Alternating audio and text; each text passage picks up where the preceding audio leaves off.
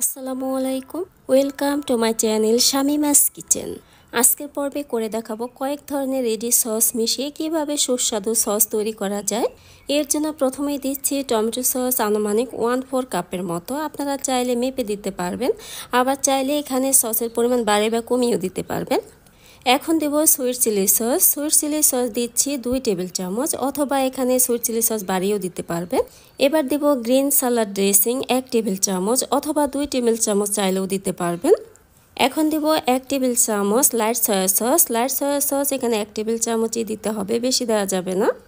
এখন দেব 1 পিস লেবুর রস, অথবা 1 টেবিল চামচ দিতে পারবেন। দিচ্ছি চিনি 1 চামচ, কারণ লেবুর রস দেওয়া আছে তাই চিনি কিন্তু দিতেই হবে, স্কিপ করা যাবে না। এবার দেব লাল মরিচের সস 1 টেবিল চামচ, অথবা স্বাদ মতো দিবেন, যে যেমন ঝাল খেতে পছন্দ করেন ওই অনুযায়ী দিলেই হবে। এখন সব কিছু খুব ভালো করে মিশিয়ে নিলেই রেডি দুর্দান্ত স্বাদের সস রেসিপি। এবার গরম গরম সিঙ্গারা অথবা যে কোনো ভাজা খাবারের সাথে খুব সহজেই আপনারা সার্ভ করতে পারবেন। আর এই সস আপনি যাকেই খাওয়াবেন সে বলতে বাধ্য হবে যে এটা অনেক সেরা ছিল। তো ভিউয়ার্স, আমার আজকের রেসিপি যদি ভালো লেগে থাকে তাহলে আমাকে সাপোর্ট দিতে ভুলবেন না। আল্লাহ হাফেজ।